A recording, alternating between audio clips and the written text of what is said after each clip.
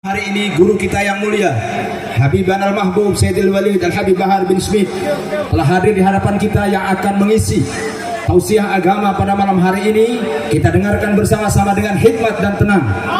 Mudah-mudahan pada malam hari ini beliau diberikan kelancaran dan kesehatan. Takbir! Karena beliau al-waqtu wal makan falyatafaddal ilahi bil hurmah. Sallu 'alan nabi. Sallu 'alan nabi. Sallu 'alan nabi. Takbir!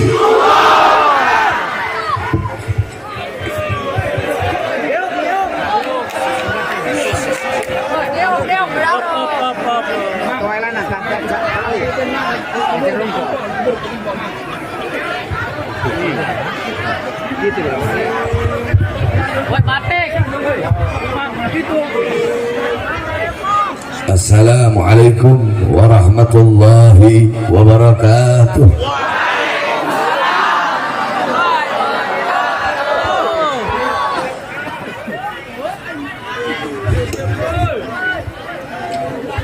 Alhamdulillah, alhamdulillah wassalatu wassalam ala Rasulillah Muhammad ibn Abdullah wa ala alihi wa sahbihi wa man wala wa ba'd. Yang saya cintai, yang saya muliakan, segenap para alim ulama, para habaib, para kiai, para sesepuh, para ajengan, para tokoh masyarakat, segenap aparat pemerintah, wabil khusus kepada seluruh panitia peringatan Maulid Nabi besar Muhammad beserta seluruh hadirin hadirat, bapak-bapak, ibu-ibu, khususnya para pemuda-pemudi umat baginda Nabi besar Muhammad yang selalu dimuliakan oleh Allah Subhanahu wa taala. Alhamdulillah, segala puji dan syukur kehadirat Allah yang dimana Allah Subhanahu wa ta'ala menggerakkan hati kita menggerakkan kedua langkahan kaki kita dari rumah menuju ke tempat yang penuh dengan keberkahan ini, menuju tempat yang penuh dengan kemuliaan ini, menjadi tempat yang dimana pada malam hari ini, di tempat ini, hamba-hamba yang duduk di sini menjadi hamba-hamba yang Allah ampuni seluruh dosa-dosa yang telah lalu, dosa-dosa yang akan datang. Allah berikan rahmat, Allah berikan barakat, Allah berikan hidayat, Allah berikan maghfirat. Karena duduknya kalian di ini majlis, di ini tempat, mendapatkan kemuliaan, mendapatkan keutamaan, mendapatkan keagungan daripada baginda Nabi besar Muhammad sallallahu alaihi wasallam.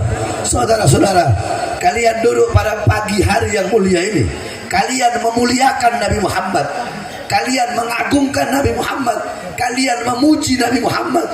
Ketahuilah saudara-saudara, Nabi Muhammad tidak butuh kalian muliakan, Nabi Muhammad tidak butuh kita muliakan, Nabi Muhammad tidak butuh kita agungkan, Nabi Muhammad tidak butuh kita bersolawat kepadanya, Nabi Muhammad tidak butuh kita memujinya, tetapi kita yang butuh memuliakan Nabi Muhammad, kita yang butuh mengagungkan Nabi Muhammad, kita yang butuh memuji Nabi Muhammad, kita yang butuh bersolawat kepada baginda Nabi besar Muhammad. Kalian memuliakan Nabi itu tidak akan menambahkan kemuliaan Nabi Muhammad. Kalian mengagungkan Nabi tidak akan menambahkan keagungan Nabi Muhammad. Karena kemuliaan Nabi, keagungan Nabi itu bagaikan lautan. Sekalipun lautan menjadi tinta, pohon-pohon menjadi pena, dipakai untuk melukis kemuliaan Nabi, untuk melukis keagungan Nabi besar Muhammad. Walaupun laut jadi tinta, pohon jadi pena, tidak akan sanggup melukis kemuliaan dan keagungan baginda Nabi besar Muhammad. Jadi saudara-saudara, kita duduk pada pagi hari ini memuliakan Nabi, kita yang menjadi mulia. Kita mengagungkan Nabi, kita yang menjadi agung. Kita memuji Nabi Muhammad, kita yang menjadi terpuji. Sebab kenapa? Segala sesuatu yang berkaitan dengan Nabi, segala sesuatu yang berhubungan dengan Nabi, maka sesuatu itu akan menjadi mulia. Saudara-saudara, alam tara jildal hagira mugabbalan bisagafi lama ansara jildal mushafi. Tidak pernahkah kalian melihat, tidak pernahkah kalian tahu bahwasanya kulit-kulit yang tidak berharga, kulit-kulit yang tidak bernilai, kulit-kulit itu dicium oleh bibir-bibir, dicium oleh mulut-mulut, ketika itu kulit menjadi sampul daripada ayat suci Al-Quran. Saudara-saudara, kulit menjadi sampul ayat suci Al-Quran. Kulit itu menyentuhnya harus punya wudhu, ditaruh di tempat yang tinggi, menyentuhnya harus pakai akhlak, harus pakai adab. Kenapa kulit itu menjadi mulia? Kulit itu menjadi mulia karena bercampur dengan sesuatu yang mulia, yaitu Al-Quran. Andaikan kulit itu menjadi dompet atau menjadi barang-barang yang lain, menjadi sampul barang-barang yang lain, walaupun ditaruh di bawah atau dilempar ke tempat sampah tidak ada masalah. Tapi karena kulit itu menjadi sampul ayat suci Al-Quran, sehingga kulit itu menjadi mulia, menyentuhnya harus punya wudhu, harus pakai akhlak, harus pakai adab. Kenapa? Karena bercampur dengan sesuatu yang mulia, yaitu Al-Quran. Nah, kita adalah kulit tersebut. Nabi Muhammad adalah Al-Qurannya. Kita menjadi mulia karena Nabi Muhammad.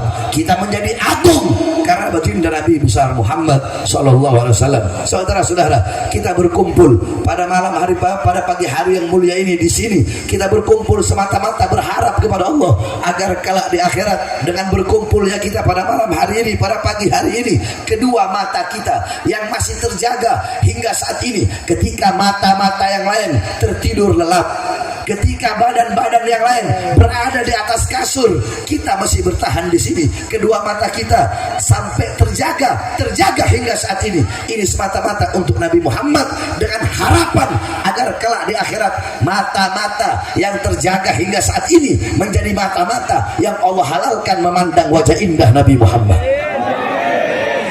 Saudara-saudara, jikalau mata kita tidak pernah kita korbankan, bagaimana mungkin mata kita akan memandang wajah Nabi Muhammad?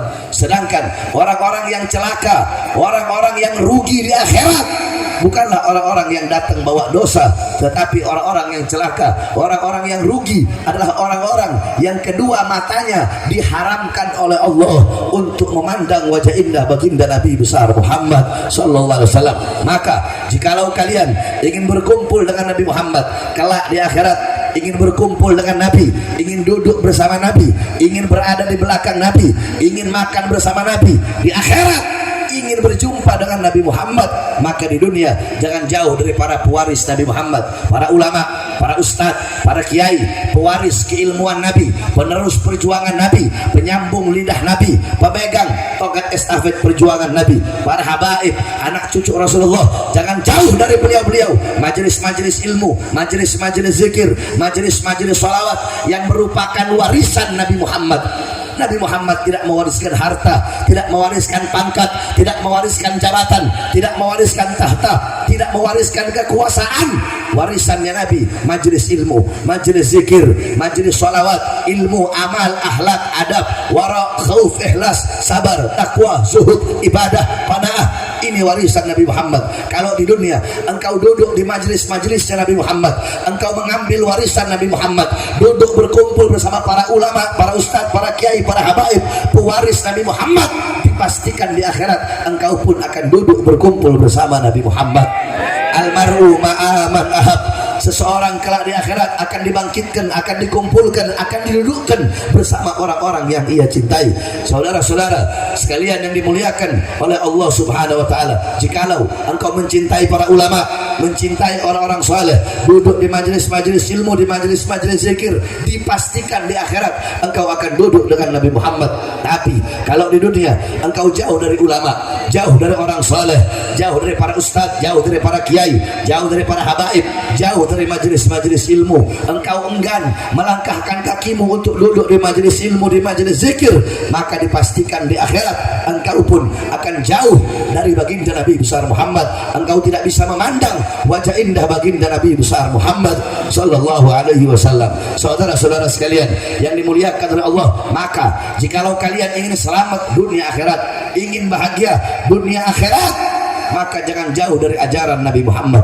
Sebab ini zaman adalah zaman akhir, fitnah di mana-mana, kerusakan di mana-mana, perbuatan dosa di mana-mana, perbuatan maksiat di mana-mana, pelacuran di mana-mana, mabuk di mana-mana, narkoba di mana-mana. Banyak orang-orang sekarang lupa kepada Allah, lupa kepada Rasulullah, jauh dari ajaran Islam, jauh dari Al-Quran, jauh dari syariat, jauh dari sunnatnya Nabi Muhammad sallallahu alaihi wasallam. Mengaku umat Islam tetapi jauh dari Islam, mengaku umat Rasulullah tetapi memalingkan dirinya, memalingkan kepribadiannya, memalingkan tubuhnya, memalingkan perilakunya daripada melaksanakan sunnah-sunnah Nabi Muhammad sallallahu alaihi wasallam. Engkau berbuat dosa di muka buminya Allah dengan penuh kesombongan, dengan penuh berbangga diri, berbuat dosa di muka buminya Allah, pagi, siang, sore, malam. Para pemuda-pemudinya mabuk-mabukan, pagi, siang, sore, malam. Pemuda-pemudinya melacur, pemuda-pemudinya berzina.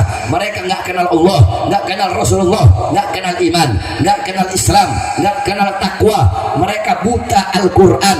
Mereka menjadikan orang-orang Yahudi, menjadikan orang-orang Nasrani, menjadikan orang-orang Barat, menjadikan orang-orang kafir sebagai pedoman mereka, teladan mereka, mengikuti gaya kehidupan mereka, mengikuti kepribadian mereka, pola pikir orang-orang Barat, pola pikir orang-orang Yahudi, sehingga tidak kenal Allah, tidak kenal Rasulullah, tidak kenal para aslafun saleh.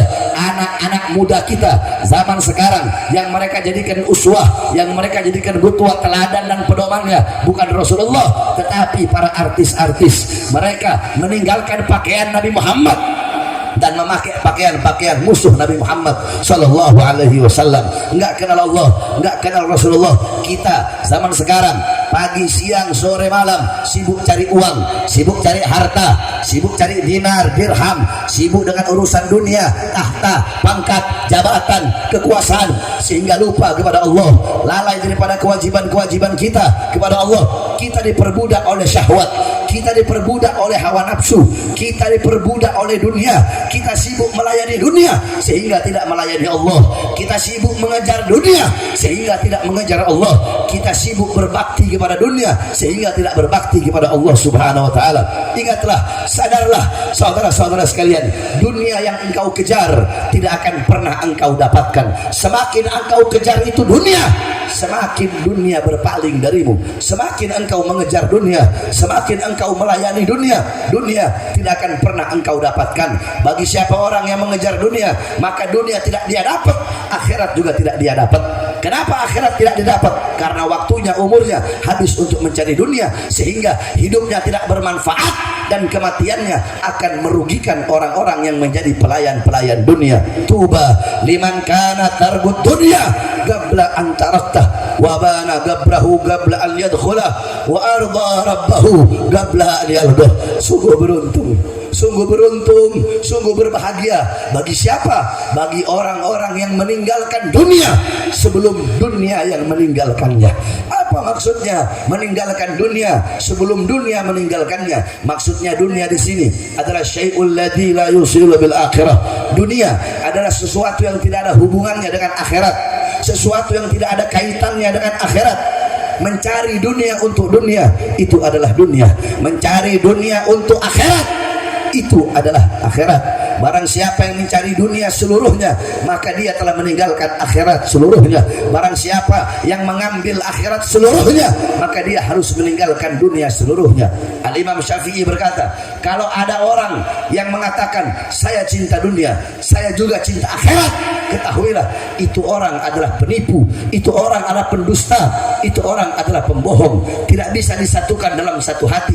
Cinta dunia, cinta juga akhirat, tidak bisa. Siapa orang yang memilih akhirat akan meninggalkan dunia. Siapa orang yang memilih dunia, otomatis dia telah meninggalkan akhirat. Saudara-saudara, Syekh Abu Bakar bin Salim, beliau mengatakan, dunia ibarat anak perempuan, akhirat ibarat ibunya. Kalau engkau mau menikah, engkau harus pilih salah satu, mau menikahi anaknya atau mau menikahi ibunya. Engkau tidak bisa menikahi ibu dan anak sekaligus. Apa maksudnya? Kalau kalian lebih memilih kesenangan dunia yang akan hilang, kenikmatan dunia yang akan hilang, kesenangan dunia yang sementara, maka kalian telah meninggalkan kesenangan yang abadi, kesenangan yang kekal, yaitu kenikmatan-kenikmatan akhirat. Tetapi jikalau kalian ingin merasakan ibunya, ingin merasakan kenikmatan akhirat, ingin merasakan kenikmatan surga yang kekal, yang abadi, maka tinggalkan perkara-perkara dunia yang menjauhkan hubunganmu dengan Allah, yang menjauhkan hubunganmu dengan Rasulullah, yang memutuskan hubunganmu dengan Allah, yang memutuskan hubunganmu dengan Rasulullah.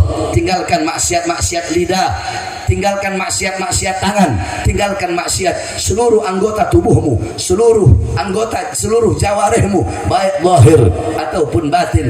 Jaga seluruh anggota tubuhmu daripada melakukan perkara-perkara yang diharamkan oleh Allah Subhanahu wa taala. Tinggalkan dunia, tinggalkan perkara-perkara yang tidak bermanfaat, tinggalkan perkara-perkara yang tidak berguna. Sebelum apa? Sebelum dunia yang meninggalkanmu. Saudara-saudara, ketahuilah, orang-orang yang menertawakan, orang-orang yang mengejar dunia, dunia itu menertawakan orang tersebut. Bagi para pelayan-pelayan dunia, bagi para budak-budak dunia yang mereka lebih memilih kehilangan Allah karena harta daripada kehilangan harta karena Allah. Kita orang-orang sekarang lebih rela kehilangan Allah karena pangkat jabatan daripada kehilangan pangkat jabatan karena Allah Subhanahu wa taala. Maka benar apa yang dilakukan oleh Tuan Guru Syekh Abdul Qadir Jailani. Beliau seorang wali besar.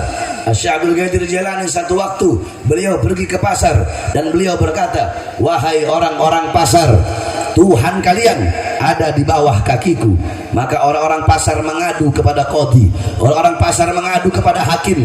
Syekh Abdul Qadir Jailani dipanggil oleh hakim. Kemudian hakim bertanya, "Wahai Syekh Abdul Qadir Jailani, apakah benar engkau berkata Tuhan mereka ada di bawah kakimu?" Syekh Abdul Qadir Jailani berkata, "Ya, Tuhan mereka ada di bawah kakiku. Kalau engkau tidak percaya, silakan kau lihat apa yang ada di bawah kakiku." Setelah dilihat oleh hakim, ternyata yang ada di bawah kakinya Syekh Abdul Qadir Jailani adalah uang dinar, saudara-saudara. Kata Syekh Abdul Qadir Jailani, ini yang mereka tuhankan, ini uang yang mereka sembah. Mereka bukan menyembah Allah karena mereka lebih memilih kehilangan Allah karena ini uang daripada kehilangan uang karena Allah Subhanahu wa taala. Di masjid-masjid, di musalla-musalla terdengar panggilan salat, hayya 'alas shalah, hayya 'alas shalah. Tetapi yang bekerja tetap dengan pekerjaannya, yang berdagang tetap dengan dagangannya, yang di atas kursi kekuasaan tetap duduk di atas kursi kekuasaannya. Mereka mengabaikan, kalian mengabaikan panggilan Allah dan lebih memilih panggilan-panggilan selain Allah Subhanahu wa taala. Mengabaikan panggilan Allah dan lebih memilih panggilan perut, meninggalkan panggilan Allah dan lebih memilih panggilan-panggilan dunia. Saudara-saudara, siapa orang yang tujuan hidupnya hanyalah dunia, maka di sisi Allah nilai dia sama dengan sesuatu yang keluar dari perutnya. Siapa orang yang tujuan hidup cuma perut, tujuan hidup cuma cari uang untuk memuaskan isi perutnya sehingga lupa kepada Allah, keadaan nilai itu orang di sisi Allah sama dengan sesuatu yang keluar dari perutnya. Saudara-saudara, dunia makin kau cari, itu dunia semakin lari, sebab dunia bagaikan bayangan. Kalian tidak akan pernah bisa mengejar bayangan kalian sendiri, tapi coba kalian biarkan bayangan yang akan mengikuti kalian kemana-mana. Sebagaimana dalam hadis qudsi, Allah sudah berfirman, Allah sudah sampaikan, Allah sudah katakan. Apa kata Allah? Ya dunia ukhdumi man khadamani. Wahai dunia, wahai harta, wahai uang, wahai emas, permata, berlian, harta benda, pangkat, jabatan, tahta, kekuasaan, layanilah orang-orang yang melayaniku. Berbaktilah kepada orang-orang yang berbakti kepadaku. Kejarlah orang-orang yang mengejarku. Sebaliknya, kalau ada orang yang melayanimu, berbakti kepadamu, mengejarmu wahai dunia, sehingga lupa kepadaku, bikin hidup mereka susah, bikin hidup mereka hancur, bikin hidup mereka berantakan. Saudara-saudara, orang-orang yang menjadi pelayan dunia, orang-orang yang menjadi budak-budak dunia, hidup mereka sengsara, hidup mereka hancur karena mereka lebih rela meninggalkan Allah karena harta daripada meninggalkan harta karena Allah. Maka sekali lagi saya nasihati, sekali lagi saya sampaikan, sekali lagi saya katakan untuk saudara-saudara semua, tinggalkan perkara-perkara dunia. Yang dimaksudkan dunia adalah perkara-perkara yang menjauhkan hubunganmu dengan Allah. Jikalau harta menjadi sebab engkau jauh dari Allah, tinggalkan harta itu. Jikalau pekerjaan menjadi sebab engkau jauh dari Allah, tinggalkan pekerjaan itu. apapun itu, jikalau perkara itu menjadi sebab jauh hubunganmu dengan Allah, maka tinggalkan perkara tersebut. Tinggalkan dunia. Sebelum apa? Sebelum dunia yang meninggalkanmu. Apa maksudnya dunia meninggalkanmu? Kullu nafsin dha'iqatul maut. Saudara-saudara, segala sesuatu yang bernyawa, berjiwa pasti akan merasakan yang namanya kematian. Kullu man 'alaiha fan. Segala sesuatu yang berada di atas bumi pasti hancur, pasti binasa. Kullu syai'in khaliqun illa wajha. Segala sesuatu, zat apapun, wujud apapun, bentuk apapun akan musnah, akan hancur, akan binasa kecuali Allah. Yang tua mati, yang muda mati, yang kaya mati, yang miskin mati, yang sehat mati, yang sakit mati. Saudara-saudara, syarat mati tidak harus tua. Syarat mati tidak harus sakit. Coba kalian lihat di tengah-tengah kalian, berapa banyak orang-orang yang masih muda tetapi mereka mati. Berapa banyak orang-orang yang sehat, enggak sakit tapi mereka mati. Tidak cukupkah itu menjadi pelajaran bagi kalian bahwasanya kematian itu datang tanpa pemberitahuan? Saudara-saudara, kematian datang tanpa pemberitahuan, dan kematian adalah sebaik-baiknya pelajaran bagi orang-orang yang masih hidup. Sayyidina Ali bin Abi Thalib pernah ditanya, "Wahai Imam, berikan aku nasihat." Apa kata Imam Ali? Sebaik-baiknya nasihat bagi orang-orang yang hidup adalah kematian.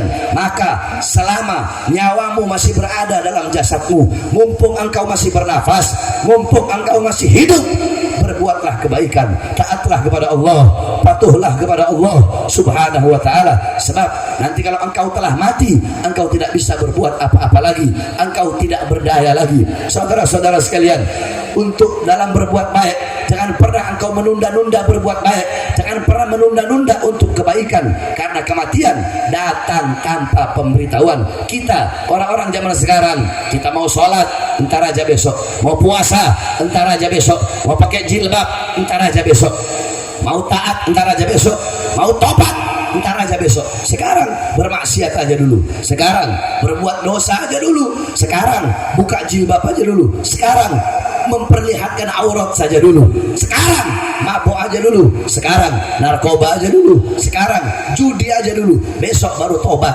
besok baru taat, besok dan besok. Besok bukan waktu milik kalian.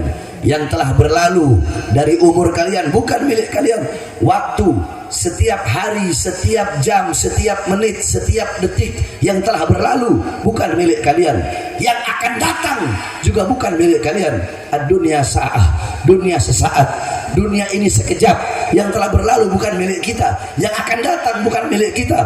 Terus kapan milik kita? Sekarang adalah waktu milik kita. Maka jangan pernah menunda-nunda untuk berbuat taat, untuk berbuat patuh, dan untuk berbuat kebaikan. Saudara-saudara sekalian, kullu nafasin min anfasik kal jauhar la tugawwam bil ghima. Setiap nafas yang keluar dari hembusan nafasmu, setiap hembusan nafas yang keluar dari dirimu, itu adalah permata yang tidak ada nilainya, permata yang tidak ada harganya. Saudara-saudara, di dunia kalian mau cari apapun bisa kalian dapat. Kalian mau cari istri yang cantik, suami yang ganteng, kalian mau cari pangkat jabatan, mau cari harta segunung, emas segunung, bisa kalian dapatkan.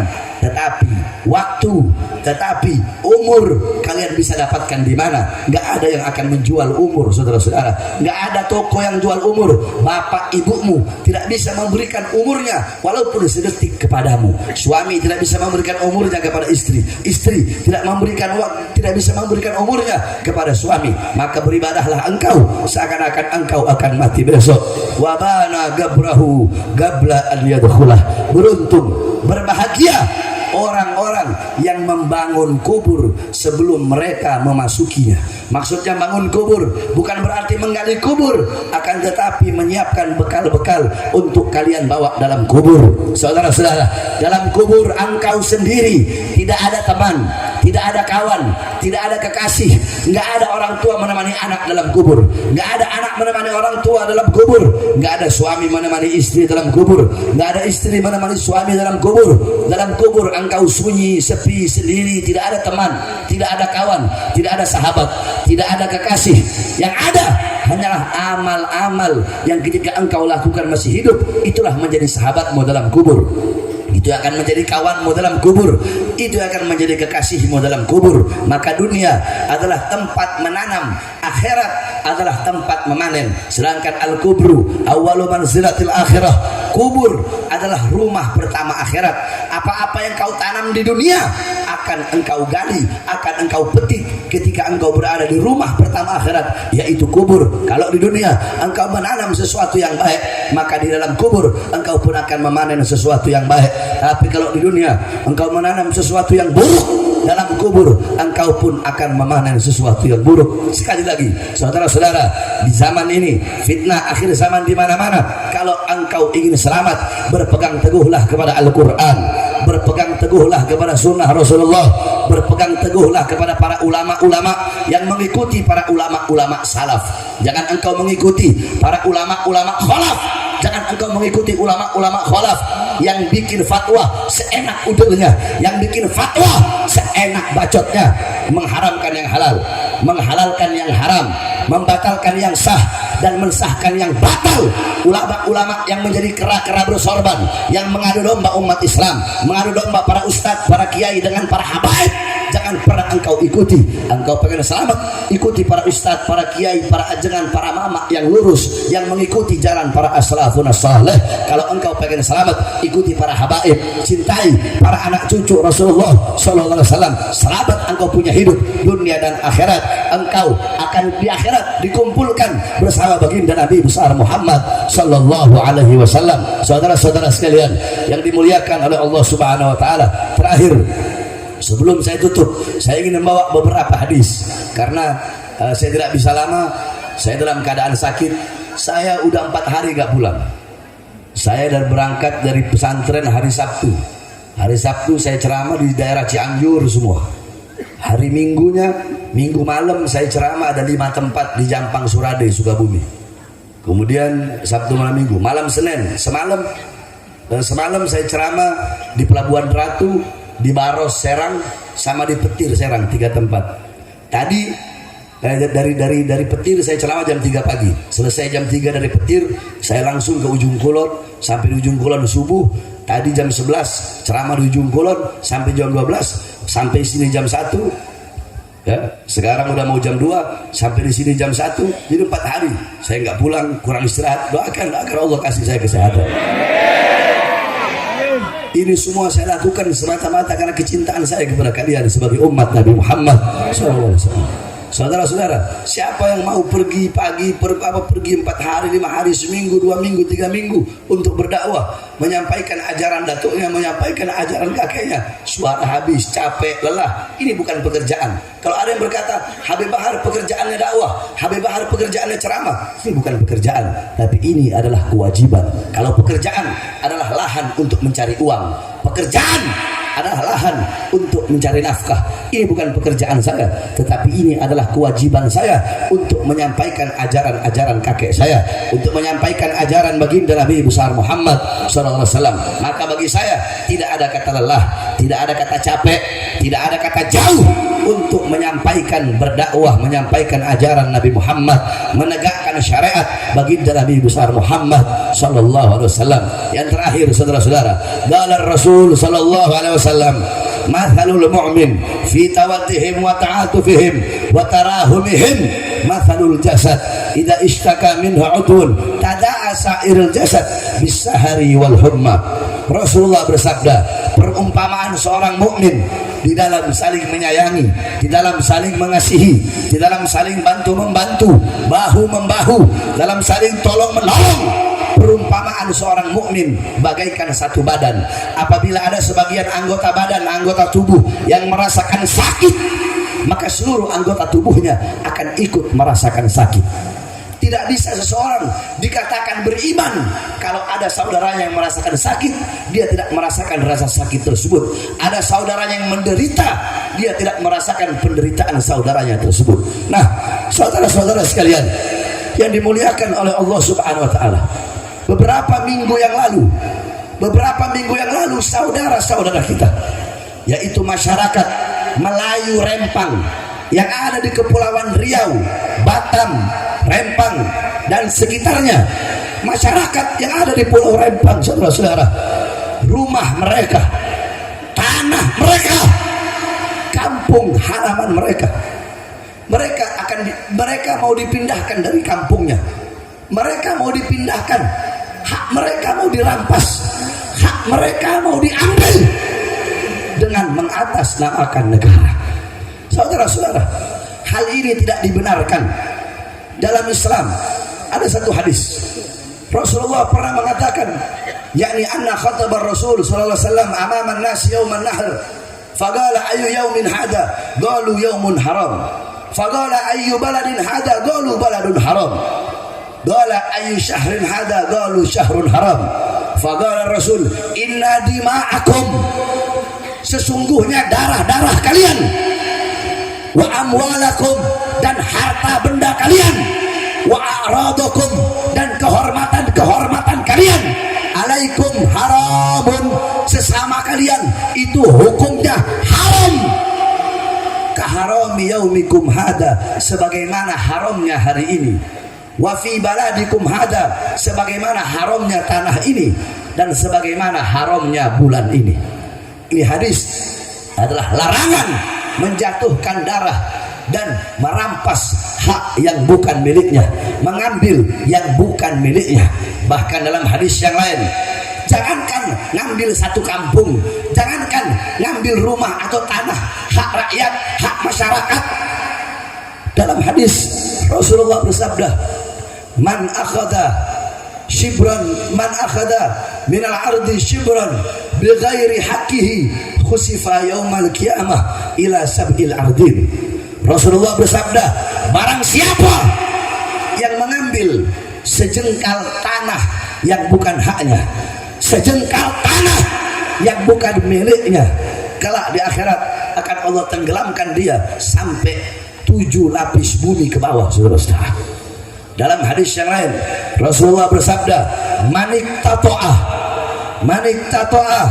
shibran minal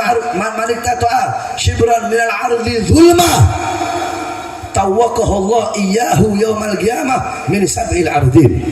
Barang siapa yang mengambil sejengkal tanah dengan cara yang curang, merampas sejengkal tanah dengan cara yang tidak adil, dengan cara yang zalim, maka kelak di akhirat akan Allah gantungkan, Allah kalungkan di lehernya 7 lapis bumi. Saudara-saudara, itu mengambil sejengkal tanah. Maka bagaimana kalau mengambil hak rakyat?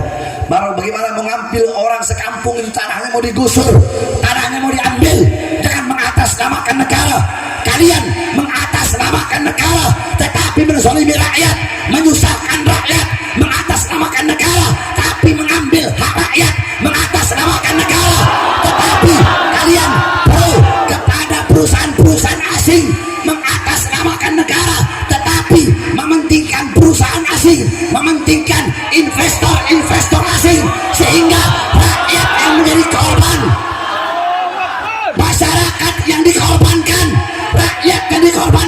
rakyat susah, masyarakat susah, para nelayan-nelayan yang ada di sana yang merupakan mata pencaharian mereka adalah laut, tetapi karena investor asing didahulukan, diutamakan, lebih dipentingkan oleh pejabat-pejabat, oleh aparat dan pemerintah kita, sehingga masyarakat kecil yang menjadi korbannya. Betul, saudara. Saya tanya, perbuatan seperti ini adil apa tidak? Adil apa tidak? Jahat apa bukan? Jahat bukan? Jahat apa bukan? Zalim apa bukan? Zalim apa bukan? Biadab apa bukan? Bejat apa bukan?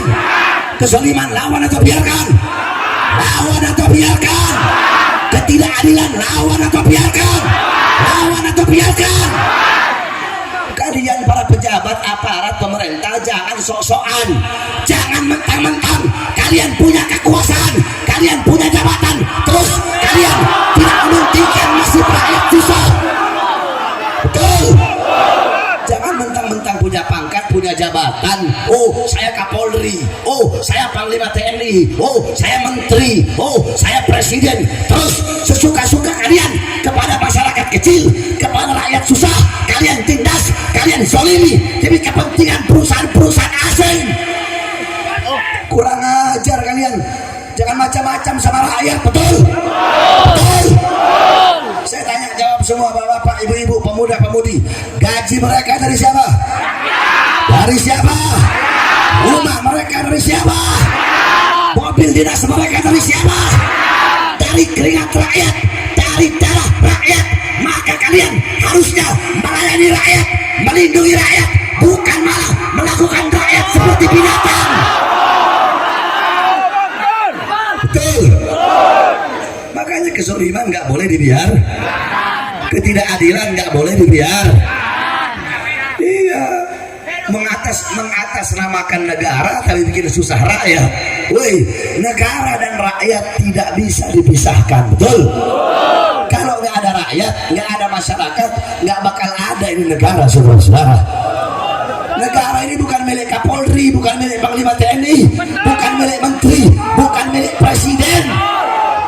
Negara bukan milik partai politik manapun, betul? Ini negara Indonesia bukan miliknya PDI, bukan miliknya Demokrat, bukan miliknya Gerindra, bukan miliknya Nasdem, bukan miliknya PKB, bukan miliknya Golkar, bukan miliknya PKS, bukan miliknya P3, bukan milik partai politik manapun, bukan milik pejabat manapun, bukan milik aparat manapun, tetapi Indonesia milik kita semua, bangsa dan rakyat Indonesia semua. Allahu Akbar, Allahu Akbar. Maka saya tanya semua, masyarakat Menes Banten siap hancur demi bangsa Indonesia? Siap binasa demi Indonesia? Siap melawan kezaliman? Siap melawan ketidakadilan? Siap hancur? Siap binasa? Siap berdarah? Allahu Akbar, Allahu Akbar, Allahu Akbar.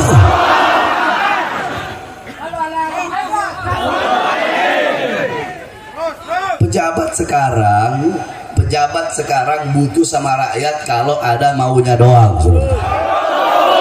Betul.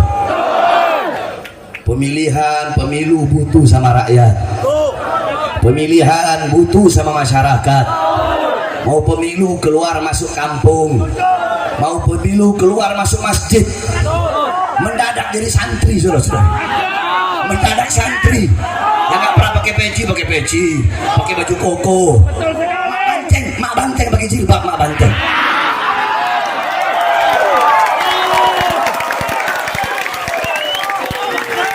Semua kebanyakan begitu.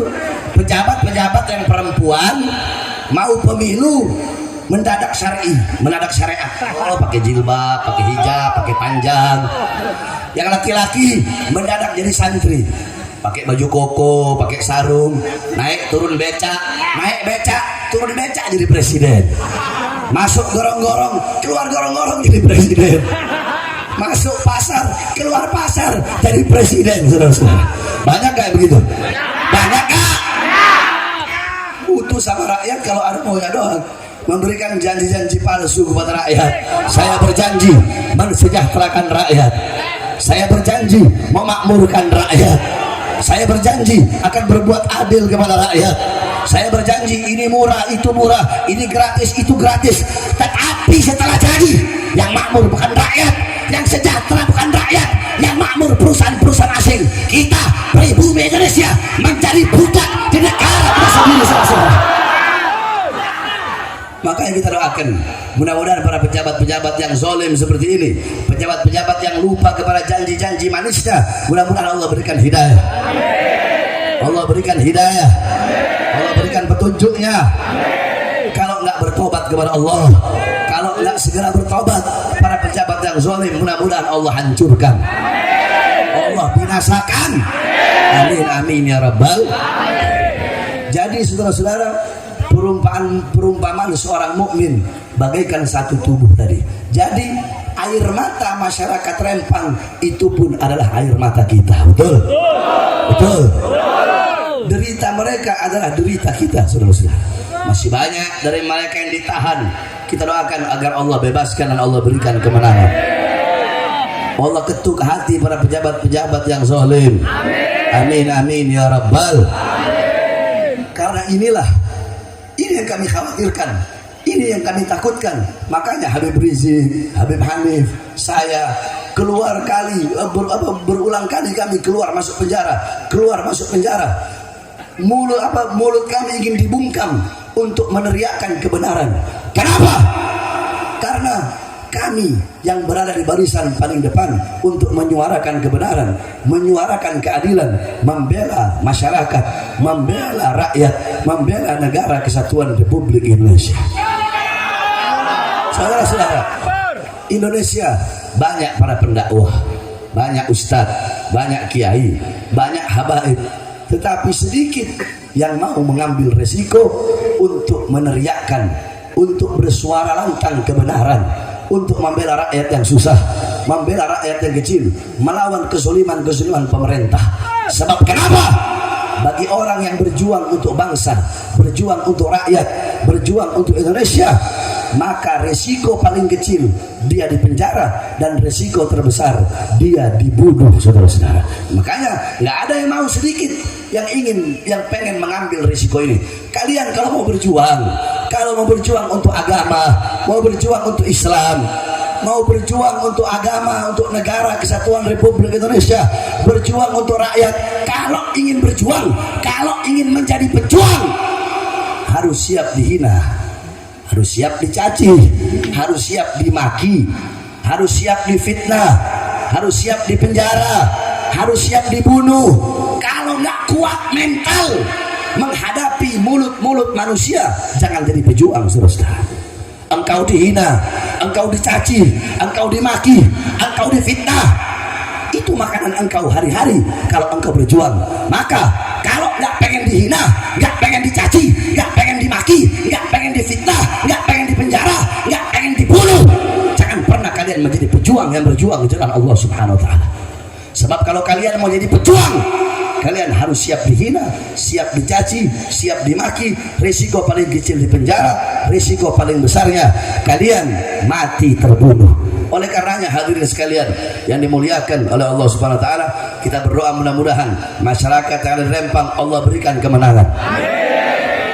Mereka diberi batas waktu sampai tanggal 28 September akhir bulan ini, 28 September, untuk segera mengosongkan kampung mereka, tanah yang telah mereka tinggali selama ratusan tahun. Mudah-mudahan kezaliman ini berhenti, ketidakadilan ini berhenti, penindasan ini berhenti, saudara-saudara. Amin amin ya rabbal alamin. Allah berikan mereka kekuatan, Allah berikan saudara-saudara kita masyarakat Melayu Rempang, Allah berikan kemenangan. Amin amin ya rabbal alamin. Allahumma nsurna min sultanil jairin wal umara'il zalimin fa innaka khairun nasirin ya rab. Allahumma baddid syamlahum, Allahumma baddid syamlahum, Allahumma farrij jamahum, Allahumma aqil adadahum, Allahumma ja'al da'irata alaihim wa awsil al-'adab ilaihim, Allahumma akhrijhum an da'iratal hilm waslubuhum min al-imhal wa ghul aydihum warbut ala qulubihim wa la tuballighumul amal. Allahumma mazzikhum kama mazzaqtahu bil 'alaika intisaran li amri rusulika awliyaik. Allahumma intasir lana intisaraka hababika al-'adaik. Allahumma tumakkinil 'ada fina wa la tusallitu lana bi dhunubina. Amin amin amin amin amin amin amin. Hummal amru wa janasru fa'alaina la yunsalun. Amin. Ain sin kaf himayatuna mimma nakhaf. Allahumma qina syarral aswa wa la taj'alna mahalal balwa. Allahumma atina amal raja wa fawqal amal.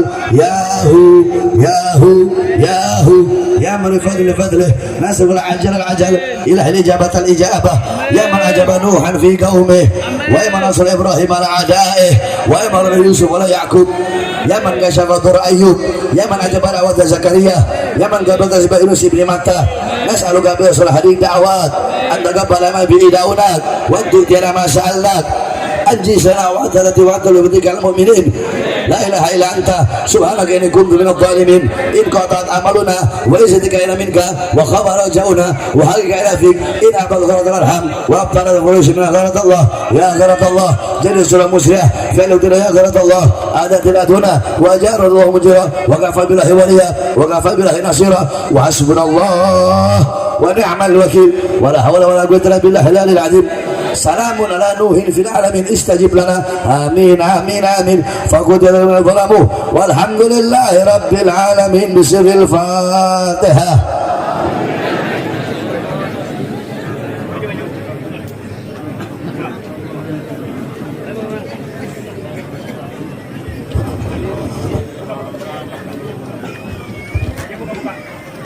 Walafu minkum. Wassalamualaikum warahmatullahi wabarakatuh. Salatullah.